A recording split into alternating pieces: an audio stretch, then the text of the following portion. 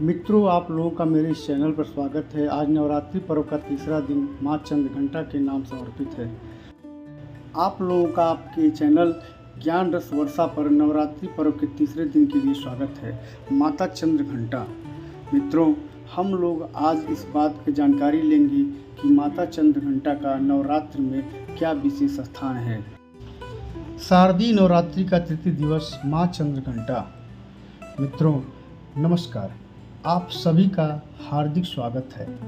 शारदीय नवरात्रि का पावन पर्व चल रहा है और आज हम बात करेंगे नवरात्रि के तृतीय दिवस की। इस दिन माँ दुर्गा के तीसरे स्वरूप माँ चंद्रघंटा की पूजा होती है। माँ चंद्रघंटा का स्वरूप अत्यंत दिव्य, करुणामयी और शक्तिमयी है। मित्रों, इनके मस्तक पर घंटे के आकार का अर्धचंद्र सुशोभित है, इसलिए इन्हें चंद्र घंटा कहा जाता है। इस वीडियो में हम जानेंगे पूजा विधि, व्रत कथा, महत्व और माँ की कृपा से प्राप्त होने वाले अद्भुत फलों के बारे में। इनके मस्तक पर घंटे के आकार का अर्धचंद्र सुशोभित है, इसीलिए इन्हें चंद्र घंटा कहा जाता है। इस वीडियो में हम जानेंगे पूजा विधि, व्रत कथा, महत्व और माँ की कृपा से प्राप्त होने वाले अद्भुत फलों के बारे में। मित्रों, माँ चंद्रघंटा का स्वरूप हम जानेंगे कि माँ चंद्रघंटा सिंह पर सवार रहती हैं और उनके 10 भुजाएं हैं। हर हाथ में अलग अलग अस्त्र शस्त्र सुशोभित हैं। उनके माथे पर घंटे के आकार का अर्धचंद्र है। उनके स्वरूप से निरंतर दिव्य घंटियों की ध्वनि निकलती है।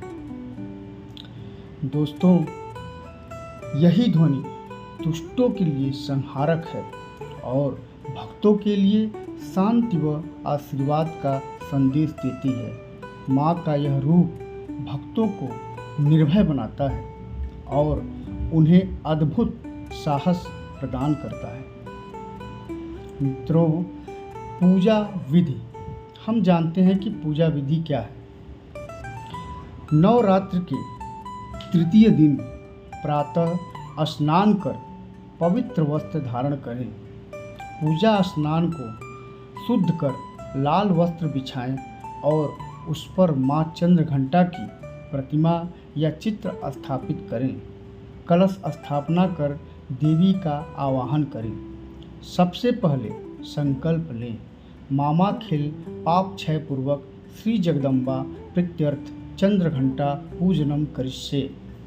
माँ को दूध से बने भोग विशेष प्रिय हैं, इसलिए खीर, दूध और पंचामृत का नैवेद्य अर्पण करें। इसके बाद ओम देवी चंद्रघंटाय नमः मंत्र का 108 बार जाप करें। अंत में माँ की आरती पूरे परिवार के साथ करें और घंटी बजाकर वातावरण को पवित्र बनाएं।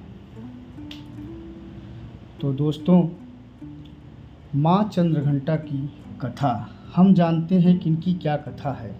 प्राचीन कथा के अनुसार जब देवताओं और असुरों के बीच युद्ध हुआ, तब असुरों ने देवताओं पर भारी संकट ला दिया। उसी समय माँ दुर्गा ने चंद्रघंटा रूप धारण कर लिया। उनके इस उग्र स्वरूप से असुर भयभीत हो गए। कहा जाता है कि विवाह के समय माँ पार्वती ने भी यही स्वरूप धारण किया था। उनके मस्तक पर अर्धचंद्र घंटे की तरह दिखाई देता था और उनकी दिव्य ध्वनि से राक्षस भयभीत हो जाते थे। मित्रों, हम लोग आप अगर हमारे चैनल पे नए हों तो हमारे चैनल को सब्सक्राइब कर लीजिए, बेल आइकन दबा दीजिए ताकि आपको नोटिफिकेशन मिलता रहे। युद्ध के समय माँ की घंटियों की ध्वनि से दावत कांप उठे और उनका नाश हो गया। इस कथा से यह संदेश मिलता है कि भक्त जब किसी संकट में होता है तो माँ चंद्रघंटा तुरंत उसकी रक्षा करती है।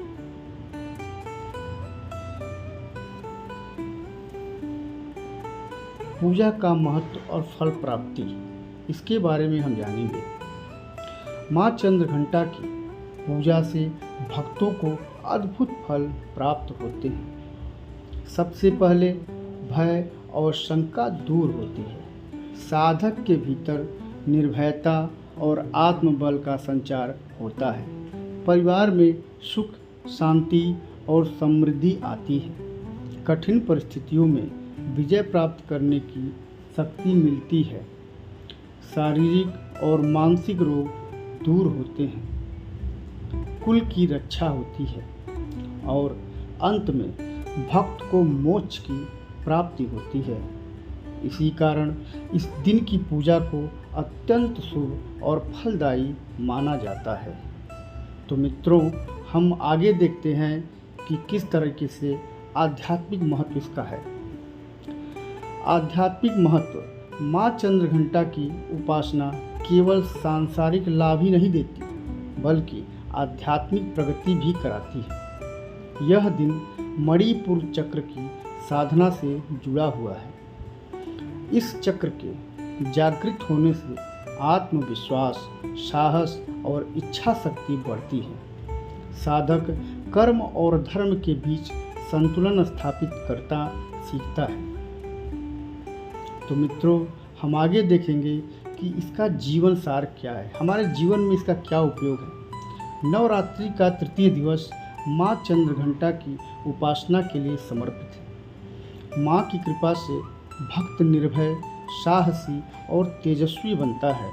उसका जीवन सकारात्मक ऊर्जा और आत्मबल से भर जाता है। इसीलिए इस दिन श्रद्धा और भक्ति भाव से माँ की आराधना करें और उनका आशीर्वाद प्राप्त करें। जय माँ चंद्रघंटा।